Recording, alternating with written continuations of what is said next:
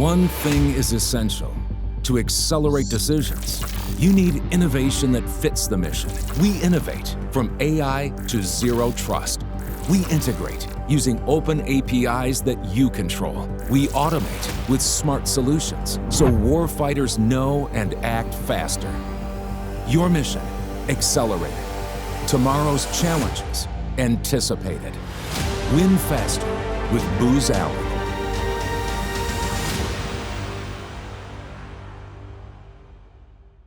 Hello and welcome to the Emerging Tech Horizons podcast. I'm Arun Serafin, the Executive Director of NDIA's Emerging Technologies Institute. Today we're coming to you from the 2024 NDIA Future Forces Capabilities Conference and Exhibition in Virginia Beach, Virginia. We're here on the exhibit room floor. The topics of this conference include armaments, robotics, munitions technologies, and integrated precision warfare. Today, my guest is Nick Perry, NDIA's Armaments Division Chair and Director of Business Operations and Strategy at Northrop Grumman. We're going to talk about the conference, what's going on, his division, and the impact of emerging technologies on armaments. So, Nick, thanks for joining us today. You're welcome. I'm glad you could have me. So, Nick, I didn't do you any justice with your bio, so give us a sense of your career path, how you got to your position at Northrop, and how you got to your position with the division at NDIA. Okay. The short answer is, it's actually a long answer. I started on the Hill back in 2000. I worked a couple of years, and that's where I worked on Armed Services Committee work. So once I did that, I went and ran a congressional race, and then I did shoulder fire munitions for about 10 years. After that, I ran the munitions. So you're an engineer by training? I'm not, actually. It hasn't hurt, believe it or not. More business development, international business development. And I really got to know how the authorization and approval process works. So then I took over the Munitions Industrial Base Task Force, which is a task force of 16 munitions companies, all the major players.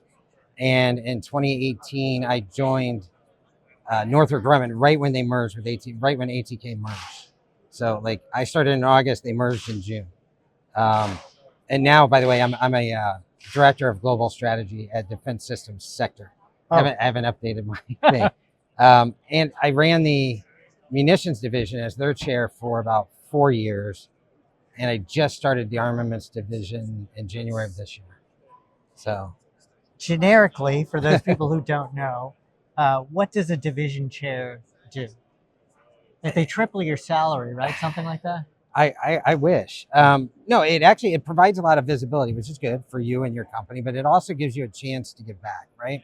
So as a division chair for and I can tell you this more for munitions, I did it for so many years, you get to help provide input. Like when you guys have questions, right? You go to the division chair and then I can reach out to other industry and say, hey, stuff's coming down on the Hill. We need to respond to this.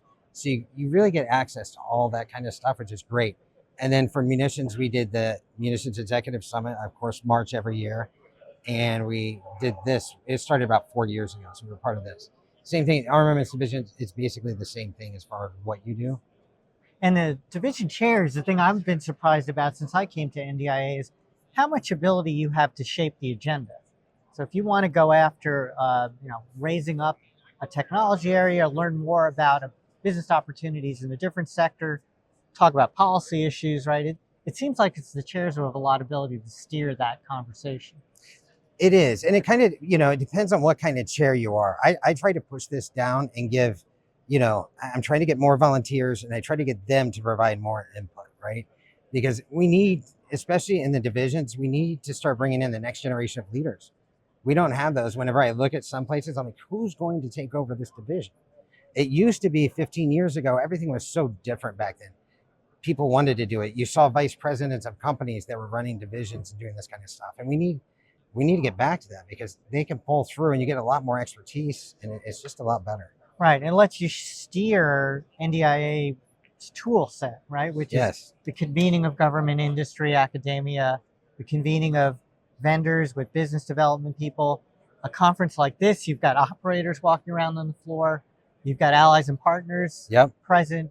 And, putting yourself in that position to be active in your division gives you the opportunity to sort of set the agenda, decide what the conference is going to be about, and drive what the panels are about, what the papers are about, all of that sort of thing.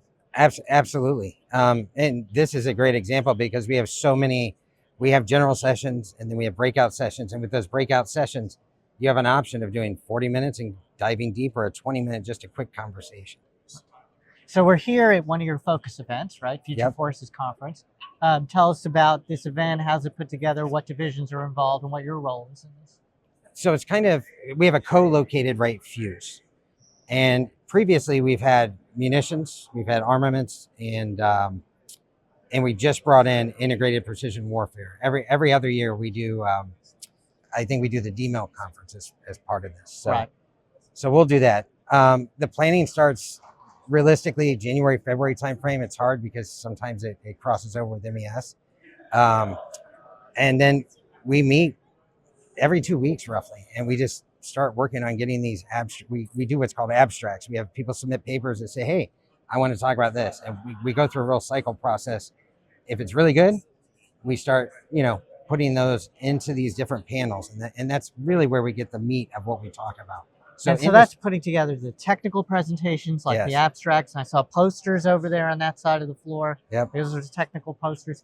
And then you see some sort of business development kinds of presentations as well, right? Where the government guys are talking about business opportunities. Yeah, in fact, just today we had the a JPO panel from Picatinny. So all the colonels that deal with the procurement side.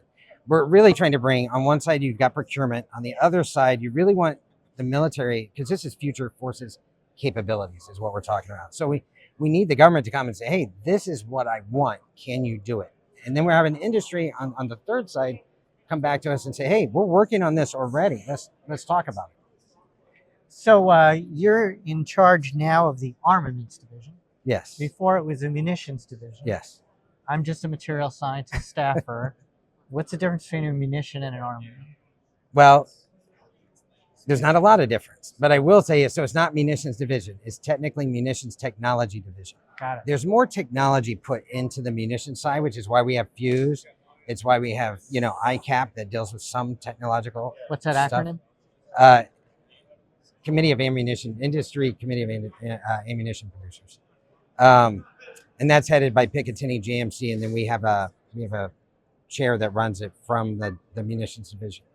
On the armament side, they deal with guns that you don't really deal with when you're talking about munitions. They also deal with missiles. So if you think of munitions, the way I always, and small arms, when I think of munitions, I think of, large tank rounds. I think of artillery. I think of medium caliber, like 20 millimeter, 25, 30 millimeter, 40 millimeter. Like that's the range of whenever I think about munitions. Mortars. Yeah, all that. Okay. And then the other one is Large the cal gun side. and guns. Yeah. Like that. There you go. Like that. So here at the conference, what are you excited to see, especially here on the floor? What kinds of things are you interested in having people know are down here?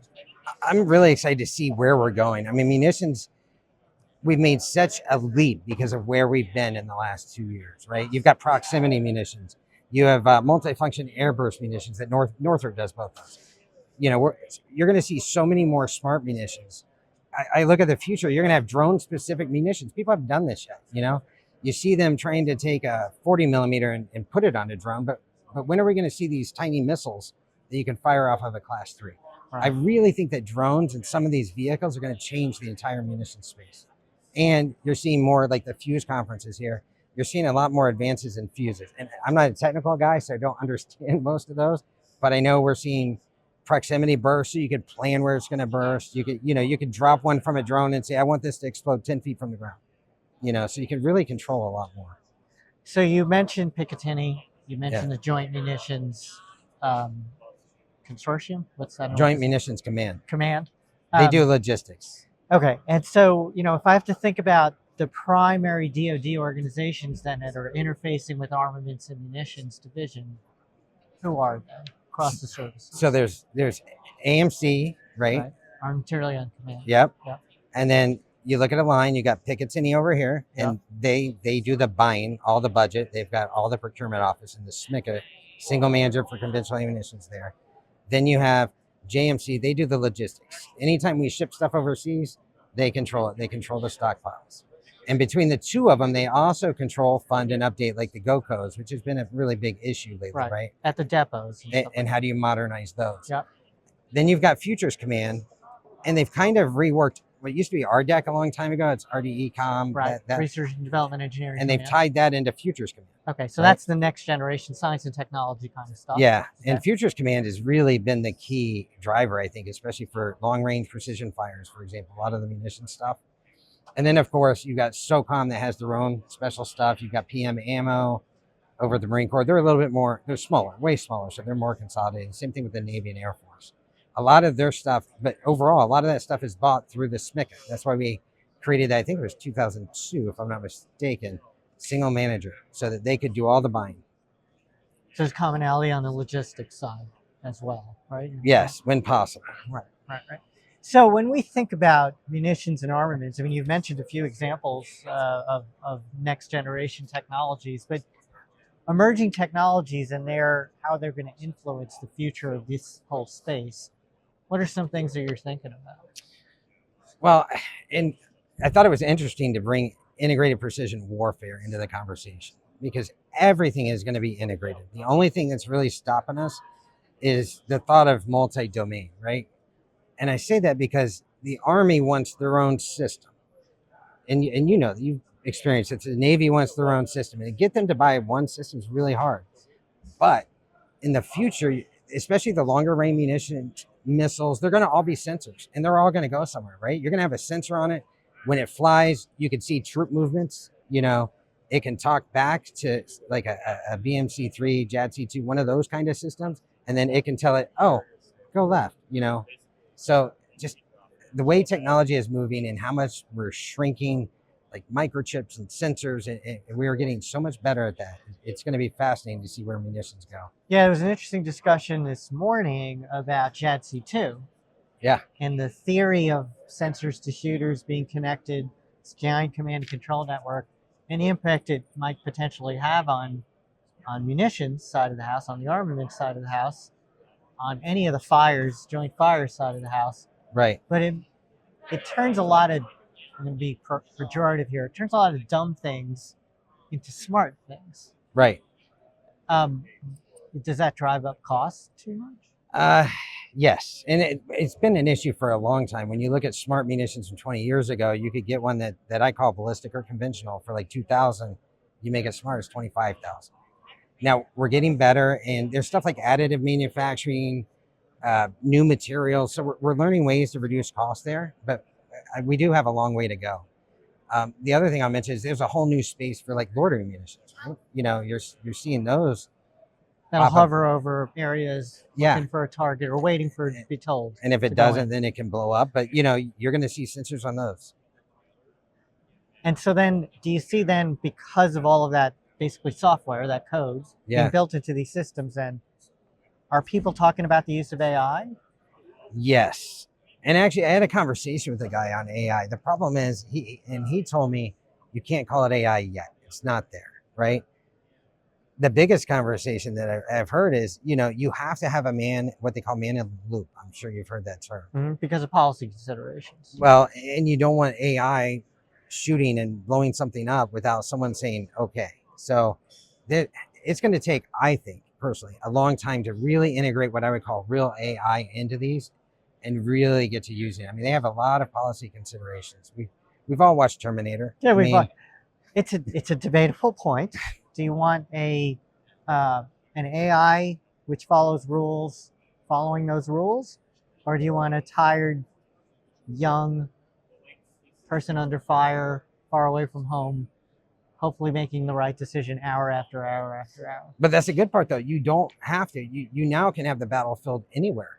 People are flying drones across countries, across continents. You can do that now from the comfort of their own from the comfort of their sofa. Yeah. I mean, no, not really, but you can now move the command post, right? So now instead of having a lieutenant under fire or a captain that's controlling this drone, you can technically have a colonel or a general or someone that's more seasoned do it from somewhere else, even 30 miles back on the battlefield, right? So, you know, the higher end munitions that you're talking about here, right? All of these different kinds of weapon systems that are going to be built in with these kinds of sparks, Yeah. you're never going to give up the need for the lower cost mass produced systems, though, right? No, no, you're not. I mean, we did see a lull after the Iraq War, right? And things have changed, and no, in fact, we're increasing capacity on multiple munitions like GMLRS, the 155 round. But you're also seeing, and Northrop was a front runner in this with the PGK, right? It's a fuse, smart fuse that you put on the 155, and now you've got a cheaper guided weapon.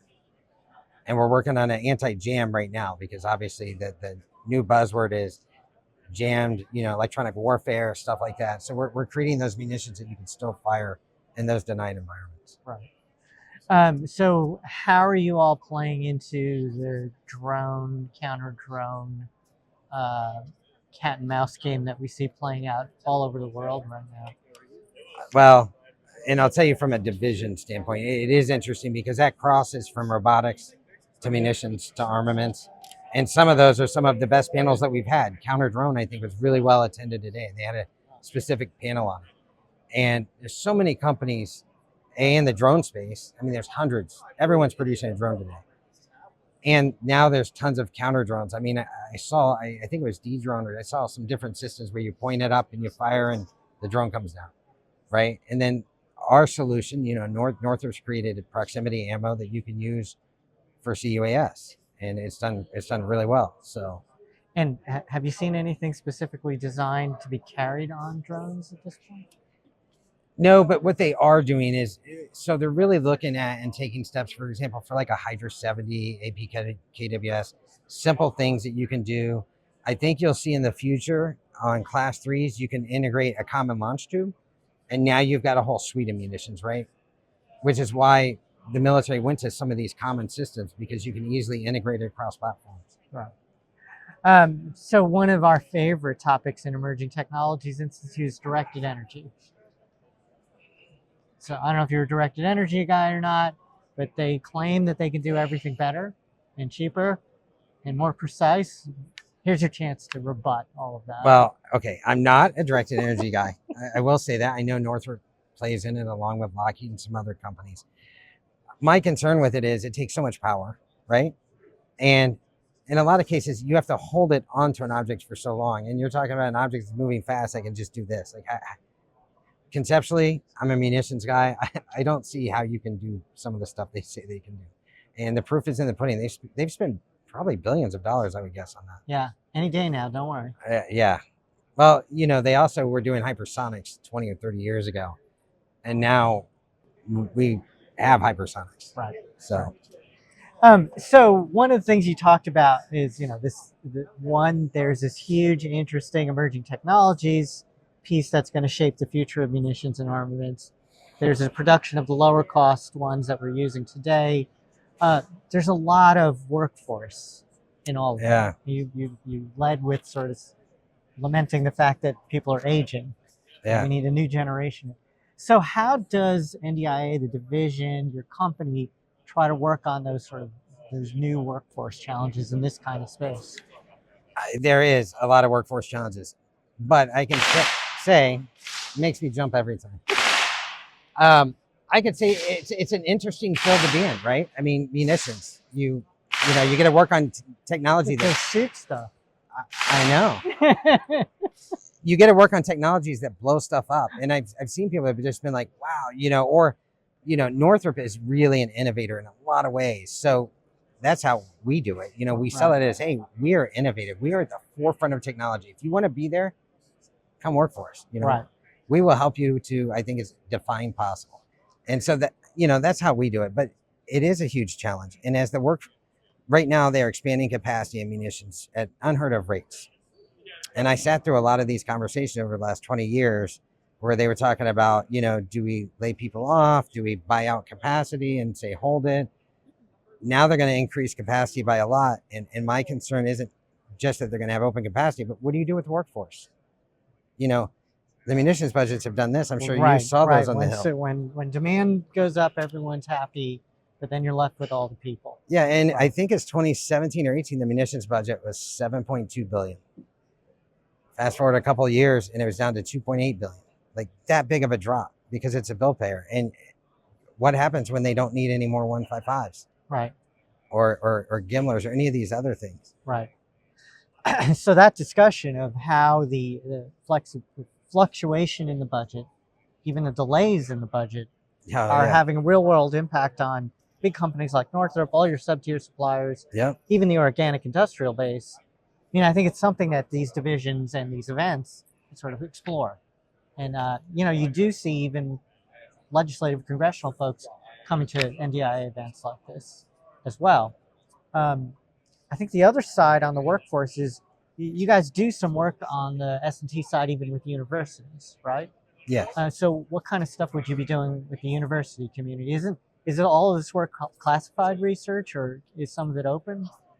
I would say, and I personally am not involved in a lot of it. I work on the strategy level, but I know Northrop does work with universities, and I've seen it.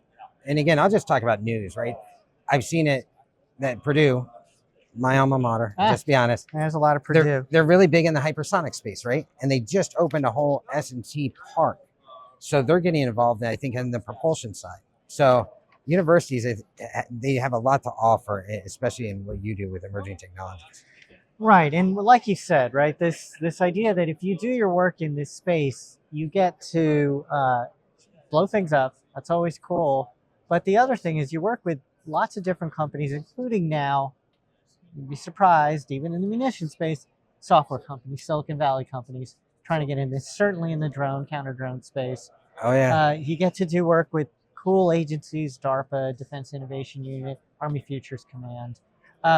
And then, like all these operators walking around, you kind of get to work with the actual user sometimes, right? And see what's working and not working to reflect your work. And that's really the fun part to me, is like being able to talk to users and they go, hey, I was in Afghanistan and I had this that your company created, and it really saved my life. Right.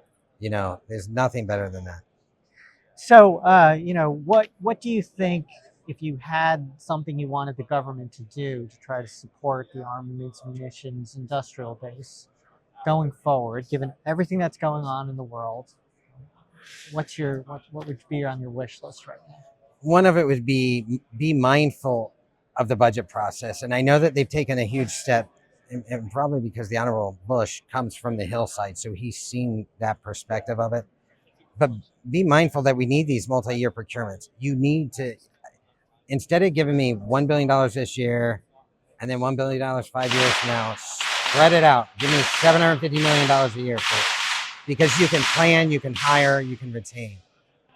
Right. It's a real market signal that then lets the company make investments in infrastructure and workforce, right, and setting up its strategic relationships with its sub-tier suppliers. Right, because even on a 5-year IDIQ, I've seen them.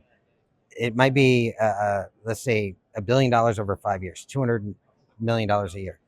You get 200, and all of a sudden, especially with munitions, now you get 30. Right. And when you do that, you've got to look at your workforce and go, can I put these guys somewhere else or not? Right. Have you run into any particular challenges in trying to support our overseas allies that are sort of bureaucratic policy in nature at this point? Outside of the ITAR? I mean... Export control. That's right. Right, which is why I invited Sandy from DASADEC.